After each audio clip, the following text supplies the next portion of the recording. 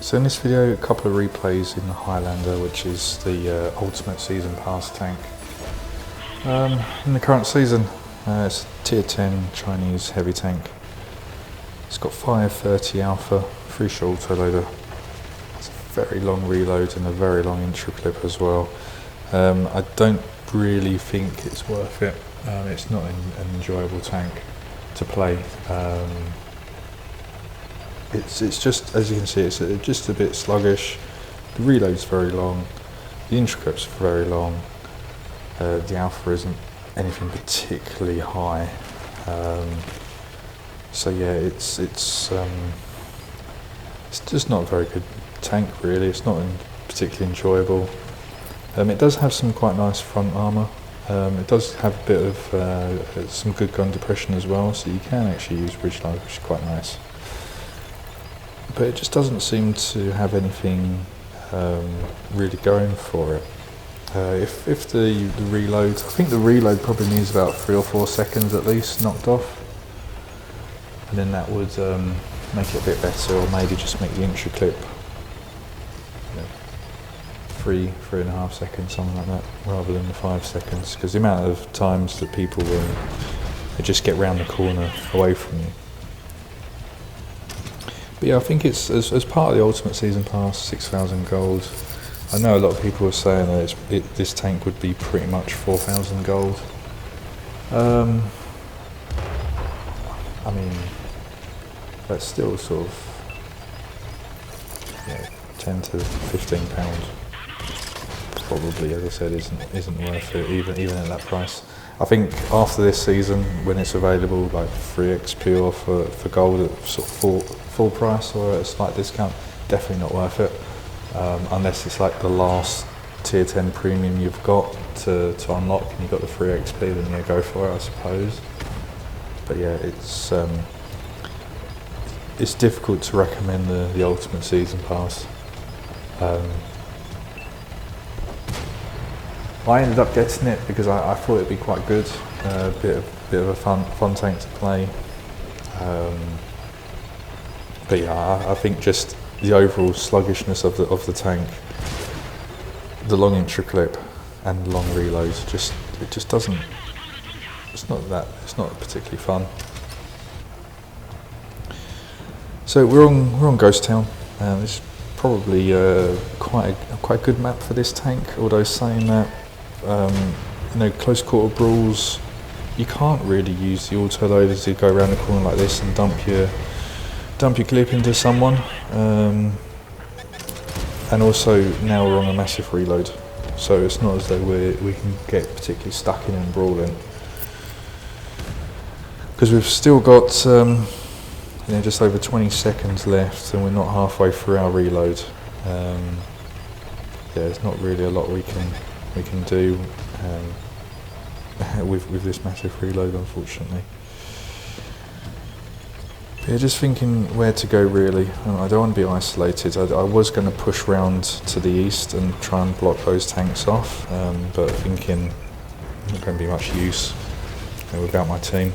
Managed to get one shot in, and even before I'm even near reloaded, the tank's already pulled around the corner. So I think a lot of tanks at tier 10 could almost trade you 1 for 1. And then you're stuck with the 30-40 second reloads. So yeah, not a good tank. These two replays are a couple of. I think in both games I get about 4,000 damage, which isn't too bad for a tier 10. That's nothing special at all. But I just don't really want to play this tank anymore. I think it's one that I'll probably eventually get round to one marking. I'll probably wait until a couple of weeks once the marks and the mastery badges are set for this tank, because at the moment I think they're set for the highest one, so I think making barely any progress through either getting ace tankers first class or any marks or any real progress towards the marks. So I'll see how it is in a couple of weeks, and then maybe try try and mark it or just have a few more games in it later. Because at the moment, with the season theme of sort of the Chinese tanks and whatnot, I thought I might as well just play a lot of my Chinese tanks. Why not? And I think at this point as well, I was still going on for the KV4 KTTS contract, so it does require heavy tanks, which is 8, 9, 10, as well as 2Ds. But I thought whilst the Ultimate Season Pass tank actually matches the contract requirements, I'd give it a go. So we get second place on the team, 4,300 damage, 1,700 blocks. So yeah, the armour is quite good on this. It's so sluggish to get around. It's not really worth playing. And just before we go on to the next replay, yeah, optics, vents, and the gun stabilizer. So yeah, on Sand River, as I said, this tank, it's got quite some good gun depression over everywhere really. It's not just one of those tanks where it's just over the side, it is actually over the front as well. You can get some quite good gun depression. So I've decided that I'm going to go to where I would usually go in a light tank or a stealthy medium, because I just thought, sod it, why not? So I'm going to aim to go up that hill there. As I said in the last game, it doesn't really have the alpha to really trade well, because then you're always stuck on a huge reload, and if someone's able to suss that you are on that sort of 30-second reload, they'll just yell at you. But yeah, coming up here, haven't been spotted yet, so feeling okay to be here just whilst my team pushes the valley. A couple of tanks lit up at the back, get a good shot in there. And this is, as I said, this is the problem, it's just such a long intro clip. Get a nice blind shot in there. This does seem to be something else there that just went straight through us. It looked like it was that TD. And yeah, unfortunately bounced. And yeah, bounces in this, yeah, they really do hurt, because now we're kind of stuck on this massive reload.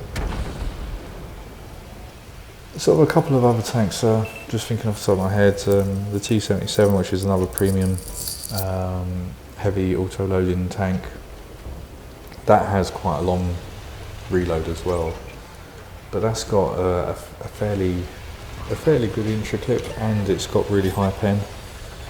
Whereas this thing, not so much. The penetration is fine. As you can see, I'm using full premium. Just the standard, just the shell velocity just seems so slow, and the reload. Yeah, if you load up a load of standard shells and you come up against an armoured target, I mean that's it. You've got sort of another huge reload. So yeah, full prem with this one, unfortunately. Not ideal. I don't really like it. I would say sort of just overall premium shells could have a sort of just a blanket reduction in damage. Not too much, 5%, or 10 or 20 damage, just to make it so that using a standard shell is rewarded, that kind of thing. But hey, it's what it is. So yeah, full prem. Just trying to get some shots in here. I thought that tank was going to push out, but it didn't. And yeah, that was just a bad shot, that second one. So yeah, on to a massive reload. Sort of just over 4 minutes in the game, we've done 1,000 damage. Yeah, it's as I said, it's not enjoyable. It is part of the Ultimate Season Pass. The Ultimate Season Pass is usually worth it. On paper, it is worth it. But yeah, it's. I think if you've got the golds and like I had the golds, I've been getting the ultimate one fairly regularly. So in that sense, yeah, it might be worth it if you've just got the gold lying around. But yeah, otherwise, if this is outside of the season, it's definitely not worth getting. I think. Yes, it'll be a waste of. It'll be about 450,000 or how much free XP. Yeah, not worth it at all.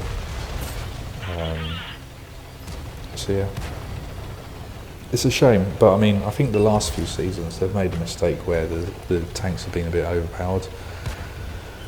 They've had, what was it, the 4211 was a season pass tank at one point, the AVRE was as well, the 292 as well in Cold War. So yeah, they have been in the habit of having these overpowered tanks, but they've probably seen that it is ruining the matchmaker.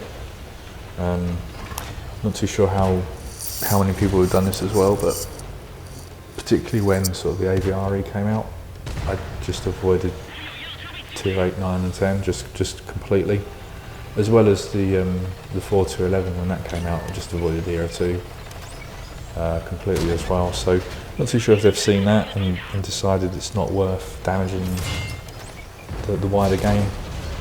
And they just have these sort of middling tanks in the season pass, which is fine. I think that's probably how it should be done, but I think they've gone a bit too far with this one. I think it does eventually need some sort of buff with the reload, or just a little bit more alpha or something, because yeah, it doesn't play particularly well.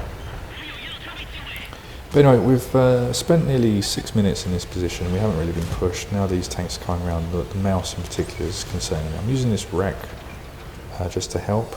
I do want to just try and inch forward because the turret on the mouse is at the back, so yeah, able to shoot the front. And yeah, as you can see, it's just such a long reload. Get all 3 shots in though.